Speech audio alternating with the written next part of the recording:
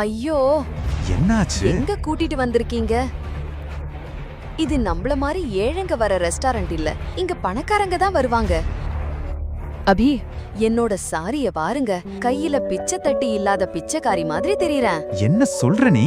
அபி, நான் சொல்றத ஒரு நிமிஷம் கேளுங்க. அந்த ரெஸ்டாரண்ட்ல சாப்பிடுற பணக்காரங்கள பாருங்க. நமக்கும் அவங்களுக்கும் நிறைய வித்தியாசம் இருக்கு. நீ உண்மையிலேயே ரொம்ப அழகா இருக்க. ட்ரஸ்ட் மீ, வா. அபி, இந்த ரெஸ்டாரண்ட் சிட்டிலேயே ரொம்ப காஸ்ட்லியான ரெஸ்டாரண்ட். இவ்வளவு காஸ்ட்லியான ரெஸ்டாரண்ட்ல நம்ம தண்ணி கூட குடிக்க முடியாது. கவலைப்படாத அனன்யா, இந்த நாளுக்காகத்தான் நான் ரொம்ப நாளா சேர்த்து வச்சிருக்கேன். உன்னோட பர்த்டே அன்னைக்கு. அப்படியா?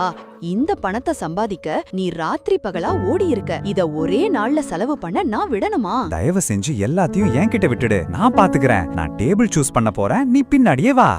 அபினவை தடுக்க அனன்யா அவசரமாக ஓடுகிறாள். அவசரத்தில் ஒரு பணக்காரன் மீது மோதிவிடுகிறாள். அவனது காஸ்ட்லியான சூட்டில் வைன் கொட்டி விடுகிறது. சாரி. டாம்! என்ன மன்னிச்சிடுங்க. நீ குருடா என்ன? இந்த முட்டாளை யார் இங்க உள்ள விட்டது? இந்த சூட்டோட விலை தெரியுமா உனக்கு? இந்த சூட் 20 லட்சம் ரூபாய். சாரி சார், ப்ளீஸ் மன்னிச்சிடுங்க. எனக்கு அது தெரியாது. என்ன? நான் உன்னை ஈஸியா போக விடுவேன்னு நினைச்சியா? சூட்டுக்கான பணத்தை கொடுத்துட்டு போ. இல்லைன்னா என்ன?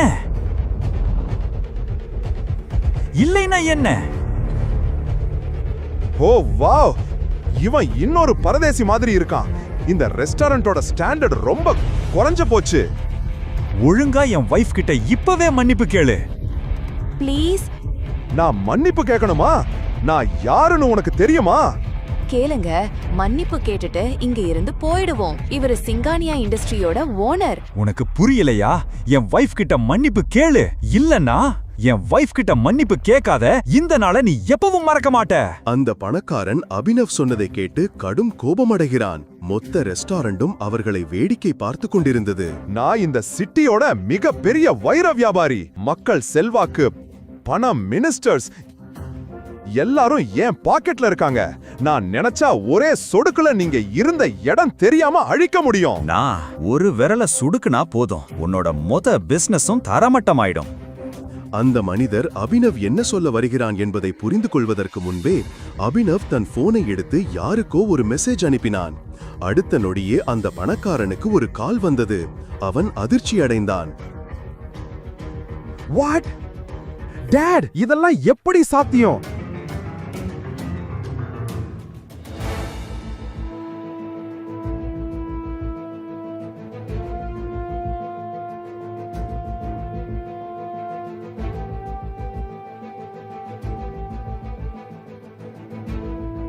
நீ எப்படி இத செஞ்ச? நீ யாரு?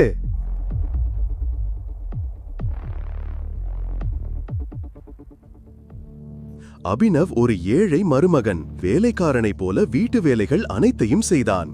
இன்று அவன் யாரையோ பார்க்க போக வேண்டியிருந்தது. ஆனால் அவன் மாமியார் ஷர்மிளா அவனுக்காக வேறு சில திட்டங்களை வைத்திருந்தாள். ஹலோ யூஸ்லெஸ் மாப்ள, இங்க வந்து என் காலை பிடிச்சு விடு, ரொம்ப வலிக்குது. அத்தை, நான் அவசரமா ஒரு இடத்துக்கு போகணும். போயிட்டு வந்து உங்க காலை பிடிச்சு விடுறேன். ஏன் நில்ல?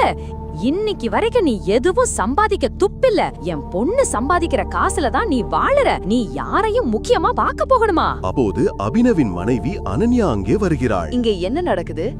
காலையில என்ன இவ்வளவு சத்தம்? காலையில நான் சத்தம் போடல, உன் யூஸ்லெஸ் ஹஸ்பண்ட் தான் சத்தம் போட வைக்கிறான். உன் முட்டாள் தாத்தா தான் இவனை உனக்கு ஃபோர்ஸ் பண்ணி கல்யாணம் பண்ணி வச்சுட்டாரு. அது மட்டும் என் இஷ்டப்படி நடந்திருந்தா அப்பவே இவனை உதைச்சு வெளியில தள்ளி இருப்பேன். அபினவ், நீ எங்க வேணா போ. ஆனா முதல்ல இவங்க வேலைய முடிச்சிட்டு போ. இல்ல அனன்யா, ஐ எம் சாரி, நான் போயே ஆகணும். அவன் அங்கிருந்து கிளம்புகிறான். இதை பார்த்த ஷர்மிளாவின் கோபம் உச்சத்தை அடைகிறது. அபினவ் தன் மாமியாரின் கோபத்திலிருந்து எப்படி தன்னை காப்பாற்றப் போகிறான்? அபினவ் இன்று அவளின் கோபத்தால் பிரச்சனையில் சிக்கப் போகிறானா? சிறிது நேரம் கழித்து அபினவ் சென்னையின் பெரிய 5 ஸ்டார் ஹோட்டல் சாஃபயரை அடைகிறான். ஆனால் அங்கேயும் அவனை யாரும் சரியாக வரவேற்கவில்லை.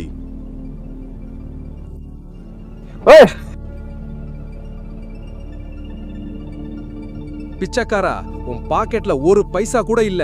எதுக்கு இங்க வந்த? சாப்பிடவா? இங்க தண்ணி வாங்கவே உன் வீட்டை எழுதி கொடுக்க வேண்டியிருக்கும். புரிஞ்சுதா?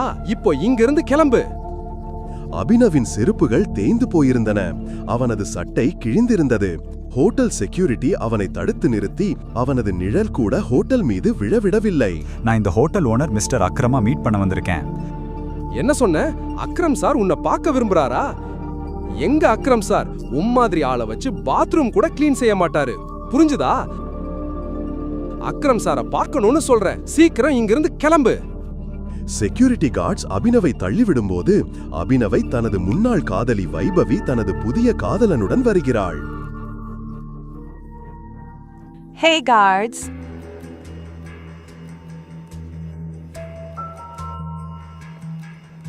இந்த பிச்சைக்காரங்களை இப்படி விரட்டக்கூடாது. பாவம், எத்தனை நாளா சாப்பிடாம இருக்கான்னு தெரியல. ஒன்னு பண்ணுங்க, ஹோட்டல்ல மிச்ச மீதி சாப்பாடு கண்டிப்பா இருக்கும். அதை இவனுக்கு கொடுங்க. இவன் ரொம்ப நாளா பசியில இருக்கான் போல. சில நாட்களுக்கு முன்புதான் வைபவி அபினவுடன் பழகிக் கொண்டிருந்தாள். ஆனால் இன்று அவள் அவனை எல்லோர் முன்னிலையிலும் ஒரு பிச்சைக்காரனை போல் நடத்துகிறாள். இந்த முட்டாள் உன் பாய் ஃப்ரெண்டா இருந்தான்னு என்னால நம்பவே முடியல. தேவேந்திராவுடைய இந்த வார்த்தையை கேட்டு அபினவின் கோபம் உச்சத்தை அடைந்தது. ஆனால் அவன் ஏதோ சொல்ல வருவதற்கு முன் ஒரு லக்ஸூரி கார் அங்கே வந்தது. அக்ரம் சார் வந்துட்டாரு. கார் கேட்டில் நின்றவுடன் அங்கிருந்த செக்யூரிட்டி அனைவரும் காரை நோக்கி ஓட ஆரம்பித்தனர். ஹோட்டல் உரிமையாளர் அக்ரம் அந்த காரிலிருந்து இறங்குகிறார். அக்ரமின் பார்வை அபினவை சுற்றி நின்ற கூட்டத்தின் மீது விழுகிறது. அக்ரம் தனது செக்யூரிட்டியிடம் ஹோட்டல் லாபியில் உள்ள கூட்டத்தை பற்றி கேட்கிறார். ஹோட்டல் லாபில ஏன் இவ்வளவு கூட்டம்? தெரியல சார், பிச்சைக்காரன் வந்திருக்கான். நீங்க பார்க்க வர சொன்னதா சொல்றான். என் ஹோட்டல்ல இப்படிப்பட்ட ஆளுங்களை விடாதீங்கன்னு எத்தனை தடவை சொல்லியிருக்கேன். அவனை தூக்கி வெளியே போடுங்க. Okay sir. God knows.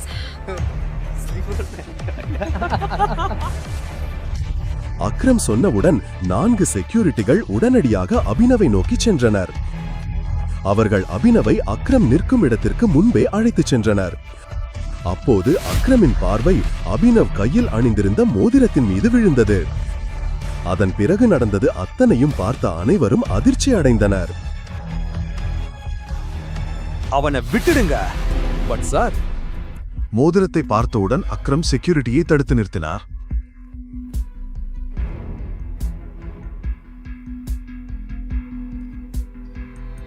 Tiger, அங்கே கோடீஸ்வரர் அக்ரம் அபினவின் காலில் விழுகிறார்.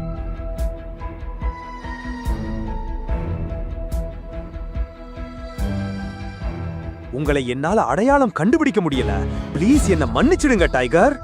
சிட்டியின் மிகப்பெரிய தொழிலதிபர் ஏன் அபினவ் காலில் விழுந்தார்?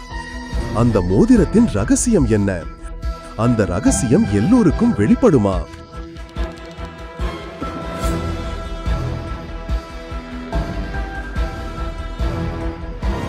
ஏன் அபினவ் அக்ரமுடனான இந்த சந்திப்பை யாரிடமும் சொல்லவில்லை?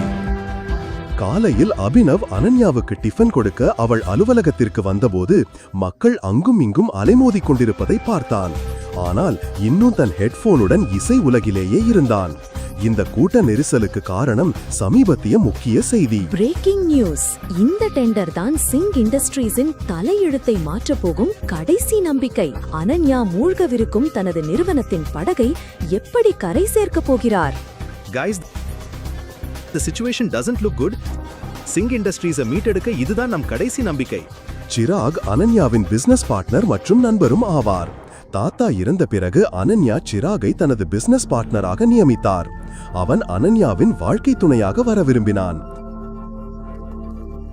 ஆனால் தாத்தா இறக்கும் முன் அனன்யாவை கட்டாயப்படுத்தி ஒரு சாதாரண டெலிவரி பாயான அபினவுக்கு திருமணம் செய்து வைத்தார்.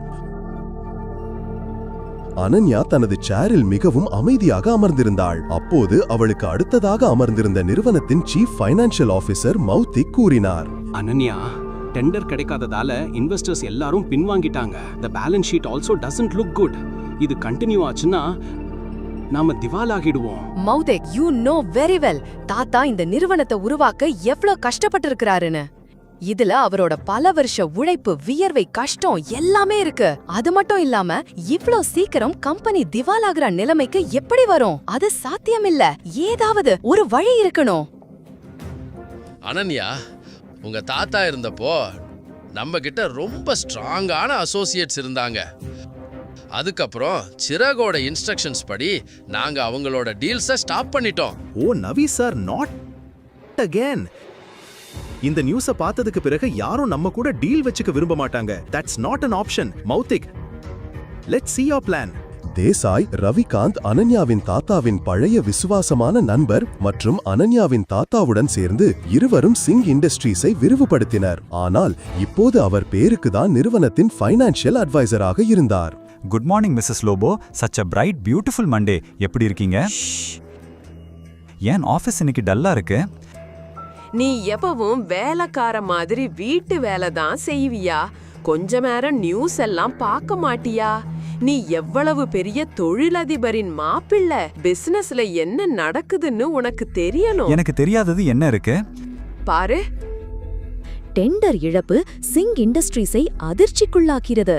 டெண்டர் கிடைக்கும் என்ற நம்பிக்கையில் சிங் இண்டஸ்ட்ரி வெண்டிலேட்டர் ஆதரவில் இருந்தது. ஆனால் டெண்டர் அஹூஜா கார்ப்பரேஷனுக்கு வழங்கப்பட்டுள்ளது. Hello ma'am. Yes ma'am. I will bring the files in your cabin right now. Mrs Lobo, Ananya எங்க? என்ன டிஸ்டர்ப் பண்ணாத. நான் அனன்யா கிட்ட போகணும். நான் அவளை இப்பவே பார்க்கணும். அனன்யா மேடம் எங்க? நீ இப்ப வீட்டுக்கு போ. எங்க போறீங்க? கான்ஃபரன்ஸ் ரூம்க்கு. Thank you Mrs Lobo. Abhi, no. Ananya, நான் இன்னைக்கு ஏற்பட்ட பிரச்சனை பத்தி உங்ககிட்ட பேசணும். அனைவரும் அபினவ் இப்படி பேசுவதை பார்த்து எல்லோரும் ஆச்சரியப்படுகிறார்கள். அவன் சிங் குடும்பத்தின் பயனற்ற மாப்பிள்ளை என்று எல்லோருக்கும் நன்றாக தெரியும். Abhinav, get out. அனன்யா, என்னால உங்க கம்பெனியை கண்டிப்பா காப்பாத்த முடியும். எனக்கு 5 நிமிஷம் கொடுங்க, நான் எல்லாத்தையும் சால்வ் பண்றேன். அபினவ் பேசி முடிக்கும் போதே சிராக் தன்னுடைய சேரில் இருந்து எழுந்தான். இது கான்ஃபரன்ஸ் ரூம்.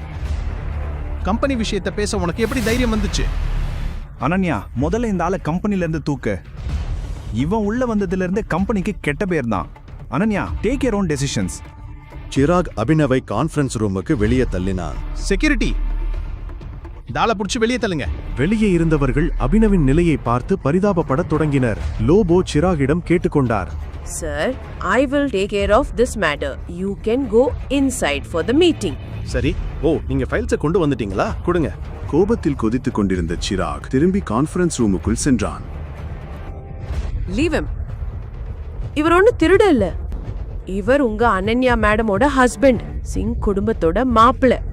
இதெல்லாம் உங்களுக்கு மறந்து போச்சா என்ன? Thank you Mrs Lobo.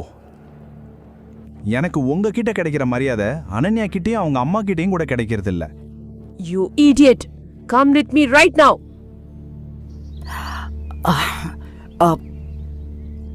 இப்ப நீ கீழ கம்பெனிய இந்த நெருக்கடியில இருந்து காப்பாத்த முடியும்னு சொல்லிட்டு இருந்தேல்ல, எப்படின்னு சொல்லு. எப்படின்னு இப்போதைக்கு எனக்கு தெரியல மிஸ்ஸஸ் லோபோ. முதல்ல சில இன்ஃபர்மேஷன் தேவை. அதை இல்லாம நான் ஒன்றும் பண்ண முடியாது. என்ன மாதிரி இன்ஃபர்மேஷன்? எனக்கு இந்த கம்பெனியோட இன்வெஸ்டர்ஸோட டீடைல்ஸ் வேணும். ஷேர் ஹோல்டர்ஸ் லிஸ்ட் வேணும். அப்பதான் என்ன பண்ணலாம்னு யோசிக்க முடியும். அபி, இப்பதானே பார்த்த, இவ்ளோ நடந்த அப்புறம் கம்பெனில எந்த எம்ப்ளாயும் உனக்கு ஹெல்ப் பண்ண மாட்டாங்க. அப்புறம் எப்படி நடக்கும்? ஒரு ஆள் இருக்கார், அவர் உனக்கு ஹெல்ப் பண்ணலாம். யாரு? ரவிகாந்த் தேசாய் சார். அவர் அனன்யா தாத்தாவுக்கு ரொம்ப க்ளோஸ். அது சரிதான். ஆனா இப்ப சிராக் எல்லாரையும் ஓரமா வேஸ்ட் மாதிரி ஒதுக்கி வச்சுட்டானே. ரவிகாந்த் தேசாய் சார், அவரு அனன்யா தாத்தாவுக்கு ரொம்ப close. Ravikant Desai is a chain smoker. 1 மணி நேரத்துக்கு ஒரு தடவை சிகரெட் பிடிக்க வருவார். நீ இங்கேயே வெயிட் பண்ணு.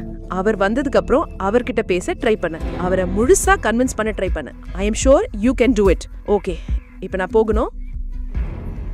All the best.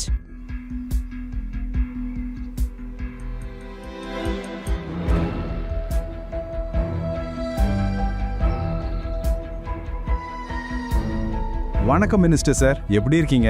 Abhinav sir, நீங்க எனக்கு கால் பண்ணிருக்கீங்களா? கண்டிப்பா என்னோட லக் தான். அட இல்லங்க, எனக்கு உங்ககிட்ட ஒரு சின்ன வேலை இருந்துச்சு. ஒரு ஏழை டெலிவரி பாயான அபினவுக்கு மினிஸ்டரை எப்படி தெரியும்? மினிஸ்டர் ஏன் அபினவிடம் போனில் இவ்வளவு பணிவாக பேசுகிறார்?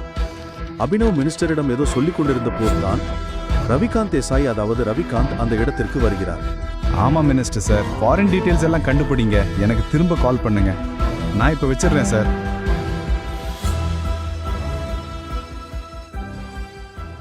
ஆமா ரவிகாந்த் சார், சிங் இண்டஸ்ட்ரீஸ் அப்புறம் ஏகே பிரைவேட் லிமிடெட் கூட மெர்ஜ் ஆனா எப்படி இருக்கும்? ஏகே பிரைவேட் லிமிடெடா? அவங்க எல்லாம் எங்க ரொம்ப பழைய அசோசியேட்ஸ் ஆச்சே. ஆனா அபினவ், உனக்கு அவங்கள பத்தி எப்படி தெரியும்?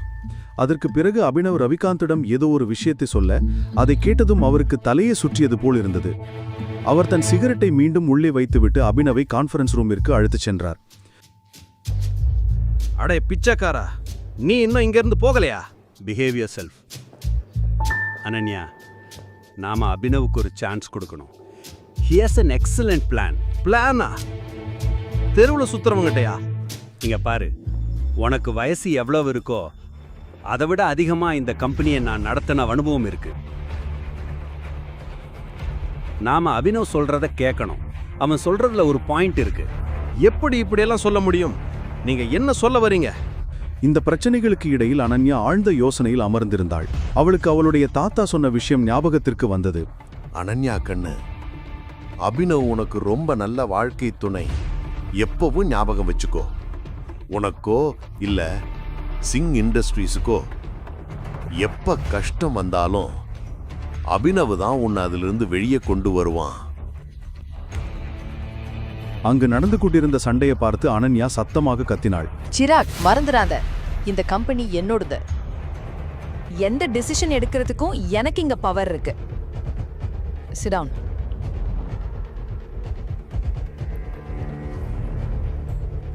அபினவ், உட்காரு, காட்டு. சிராகை அனன்யா திட்டியதை பார்த்து அபினவுக்கு மிகவும் மகிழ்ச்சியாக இருந்தது.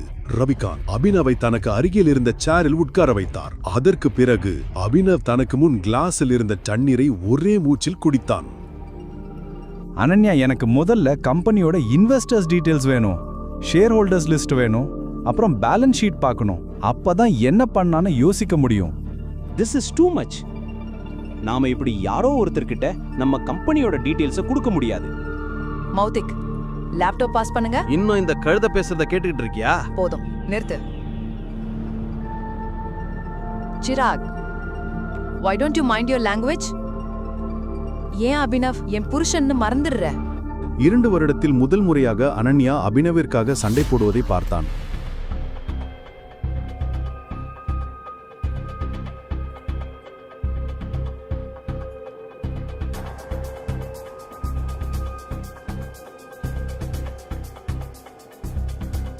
அனன்யா, எனக்கு ஸ்டேட்மெண்ட்ஸ்ல நிறைய முறைகேடுகள் தெரியுது.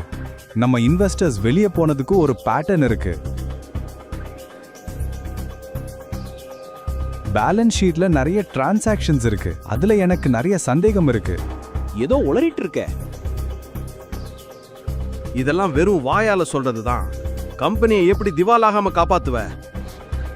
டவுன் ஆயிட்டு இருக்கிற ஷேர் வேல்யூஸை எப்படி கண்ட்ரோல் பண்ணுவ அபினவ்? அனன்யா, நாம கம்பெனியோட ஷேர்ஸை பைபேக் பண்ணணும்.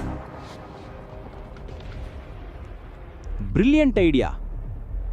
என்ன அபினவ், இதெல்லாம் நாங்க டிஸ்கஸ் பண்ணிருக்க மாட்டோம்னு நினைச்சியா? அபினவ், நம்ம கிட்ட ஃபண்ட்ஸ் எங்க இருக்கு? Yeah, right, okay. Let me make a call. அதற்கு பிறகு அவன் போனில் சொன்ன விஷயத்தை கேட்டு அனன்யா உட்பட அனைவருக்கும் தலையை சுற்றுவது போல் இருந்தது. சிராக் மற்றும் மௌத்திக்கின் கண்கள் அசையாமல் அபினவியே பார்த்து கொண்டிருந்தன. எஸ் மிஸ்டர் அக்ரம், நான் சொல்றது நல்லா கேளுங்க. ஏகே பிரைவேட் லிமிடெட் அக்கவுண்ட்ல இருந்து சிங் இண்டஸ்ட்ரீஸ் அக்கவுண்ட்டுக்கு இப்போவே 500 crores டிரான்ஸ்ஃபர் பண்ணுங்க. ரெண்டாவது விஷயம், ஏகே பிரைவேட் லிமிடெட் அப்புறம் சிங் இண்டஸ்ட்ரீஸ் மர்ஜரை இப்போவே பப்ளிக்கா அனௌன்ஸ் பண்ணுங்க. ஆமா, அஹூஜா கார்பரேஷன்ஸ் இருக்கிற எல்லா ஷேர்ஸையும் வாங்கிடுங்க, சீக்கிரம். ரவிகாந்த் அபினவ் பேசியதை கேட்டு புன்னகைத்துக் கொண்டிருந்தார். ஆனால் அனன்யா அபினவின் பேச்சை கேட்டு ஆச்சரியத்தில் உறைந்தாள். வீட்டோடு மாப்பிள்ளையாக இருக்கும் கணவன் இவ்வளவு பெரிய கம்பெனி ஓனரிடம் பேசி சிங் இண்டஸ்ட்ரீஸ் மர்ஜரை எவ்வாறு முடித்தான் என்று நம்ப முடியாமல் திளைத்தாள். அபினவ், நீ யாரு? சிரித்துக்கொண்டே அபினவ் அனன்யாவை பார்த்தான். ஆனால் எந்த பதிலும் சொல்லவில்லை. அபினவ் கத்திக்கொண்டே திடீரென்று தூக்கத்திலிருந்து எழுந்துவிட்டான். வியர்வையில் நனைந்தபடி அபினவ் தனது படுக்கையில் எழுந்து உட்கார்ந்து ஆழமாக சுவாசிக்கத் தொடங்கினான். கடந்த 18 ஆண்டுகளாக இந்த கனவு அபினவை தொந்தரவு செய்து வந்தது. அபினவ் முதலில் தனது விரலில் அணிந்திருந்த மோதிரத்தை பார்த்தான். பின்னர் குளியலறை நோக்கி சென்றான். 18 வயதில் அவன் தனது செலவுகளை தானே ஏற்கத் தொடங்கினான்.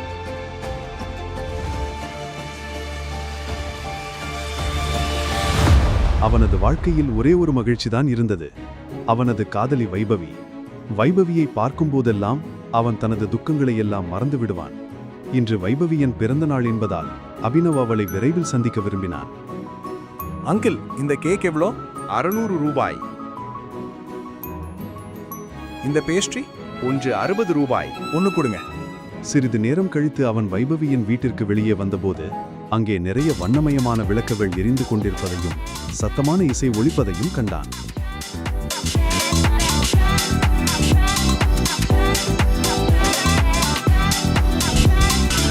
வைபவி, இதெல்லாம் என்ன? இவன் யார் வைபவி? தெரியலையா? இவன் டெலிவரி பாய். ஆனா நம்ம ஏற்கனவே கேக் ஆர்டர் பண்ணிட்டோமே, அப்புறம் எதுக்கு இந்த பேஸ்ட்ரி ஆர்டர் பண்ணின? ஓ, ஞாபகம் வந்துருச்சு. இவன் தானே நீ டேட்டிங் பண்ண டெலிவரி பாய்?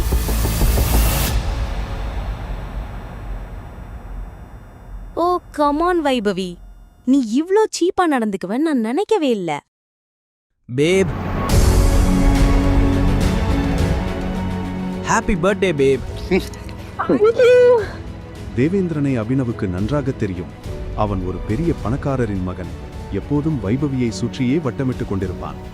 தேவேன் அங்கே இருப்பதைக் கண்டதும் அபினவின் மனம் வேதனைப்பட்டது. தேவேனின் கையில் ஒரு பெரிய பரிசு இருந்தது. அதற்கு முன் அபினவின் கையில் இருந்த சிறிய பேஸ்ட்ரி பை ஒன்றுமில்லை என்பது போல் தோன்றியது. நான் உன்னை பிரேக்கப் பண்றேன். வாட்? வேற என்ன? அந்த பொண்ணு எவ்வளவு நாளைக்கு இப்படி உன்ன மாதிரி ஒரு பிச்சைக்காரன் கூட பாதி பேஸ்ட்ரியை சாப்பிட்டுக்கிட்டு இருப்பா?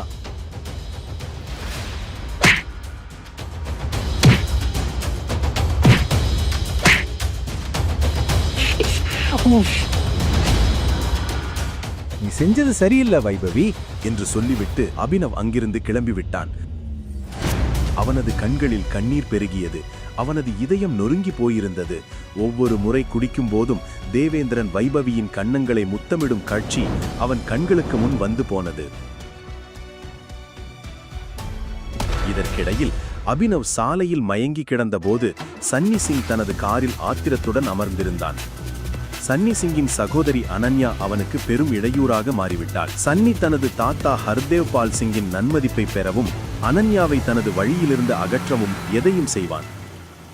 இன்று அவன் தனது சகோதரிக்கு பாடம் புகட்ட தனது ஆட்களுடன் காரில் புறப்பட்டான்.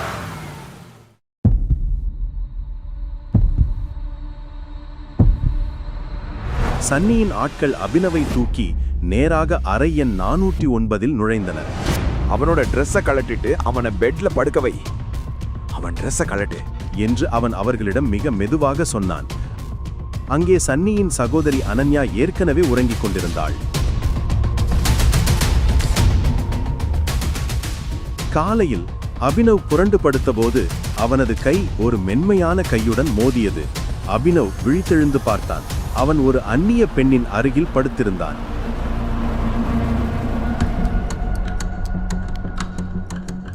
யார் நீ? என்னோட ரூம்ல என்ன பண்ணிட்டு இருக்க? நீ என்ன பண்ண?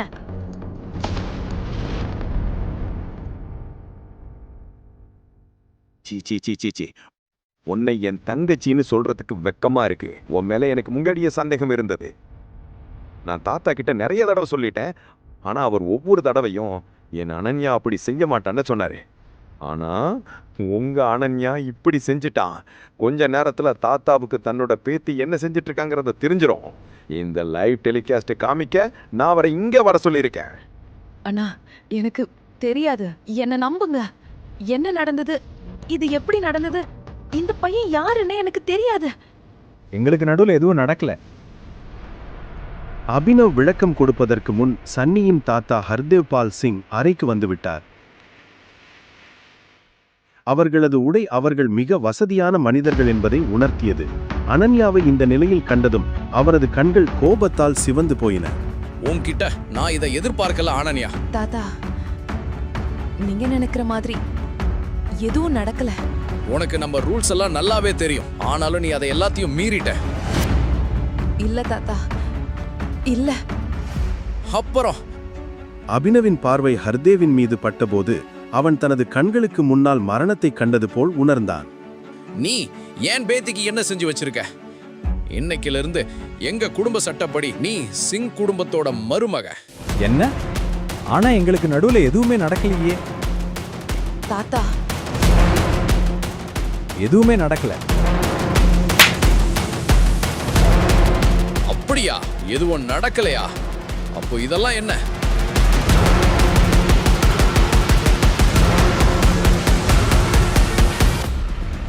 அபினவ் எதையும் புரிந்து கொள்வதற்கு முன் ஹர்தேவின் ஆட்கள் அவனை தாக்கத் தொடங்கினர்.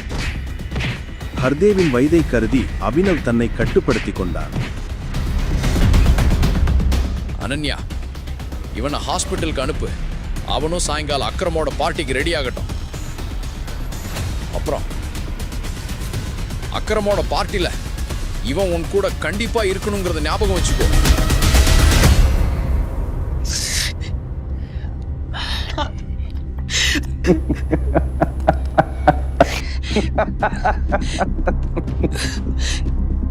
ஏன் என் வாழ்க்கையை அழிச்ச? ஏன்? இந்த கேள்விக்கு அபினவிடம் எந்த பதிலும் இல்லை. அபினவ் பிறகு மாலை அக்ரமின் பார்ட்டிக்காக தயாராக ஆரம்பித்தான். அவன் ஹர்தேவ் பற்றி யோசித்துக் கொண்டிருந்தான். ஹர்தேவையும் அவனது ஆட்களையும் கண்டு அவனுக்கு பயமில்லை. ஆனால் அனன்யா ஏற்கனவே நிறைய பிரச்சனைகளில் இருந்ததால் தன்னால் அவளுக்கு மேலும் பிரச்சனைகளை ஏற்படுத்த அவன் விரும்பவில்லை. அபினவிடம் ஒரு பிளேசர் மட்டுமே இருந்தது. அதுவும் அவனது தந்தையுடையது. அது கிழிந்து சில இடங்களில் நூலிழந்து இருந்தது. ஆனால் அபினவ் அதை அணியும் போது அதன் அழகு பிளேசரின் அனைத்து குறைபாடுகளையும் மறைத்தது. அபினவின் யூகம் சரிதான். அனன்யாவின் வீடு மிகவும் பிரம்மாண்டமாக இருந்தது. அவள் ஒரு பணக்கார குடும்பத்தைச் சேர்ந்த பெண். அனன்யாவின் செருப்பு அபினவ் ஒரு மாதம் சம்பாதிக்கும் பணத்தை விட அதிகம்.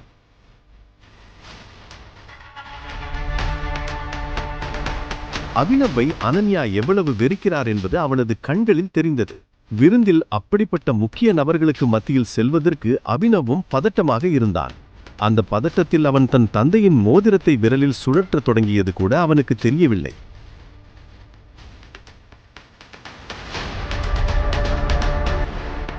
இந்த மோதிரத்தை கழட்டுங்க. பார்க்க அசிங்கமா இருக்கு. சாரி, ஆனா இந்த மோதிரம் தான் எனக்கு எல்லாமே.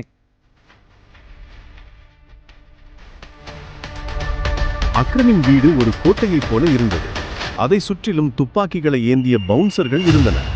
அனன்யாவும் அபினவும் நுழைந்தவுடன் அவனது பார்வை தேவேந்திரன் மேல் விழுந்தது.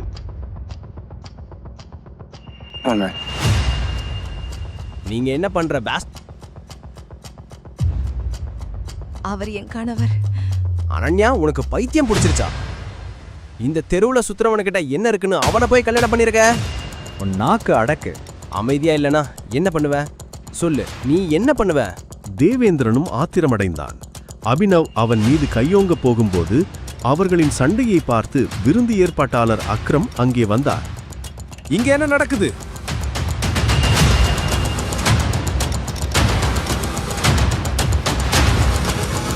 அக்ரம் சார், இவனை பாருங்க. இவன் ஒரு கிரிமினல். பார்ட்டிக்கு இன்வைட் பண்ணாமலே வந்துட்டான். இங்க வா.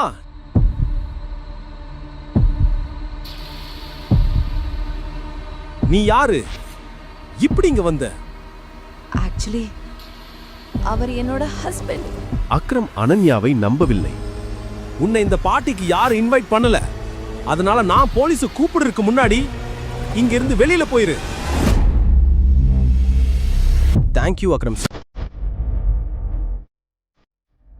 அனன்யா, நீயும் இந்த பிச்சைக்காரங்கிட்ட இருந்து தள்ளியே இரு. நில்லு.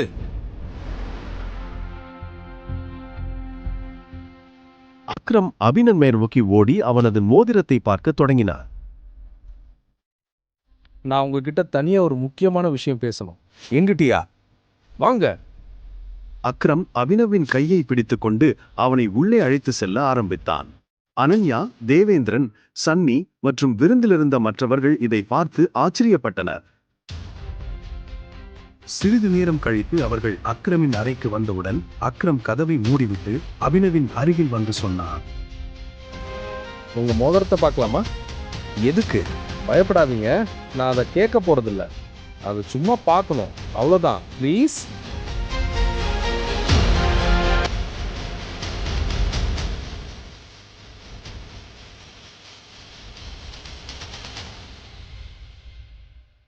டைகர்,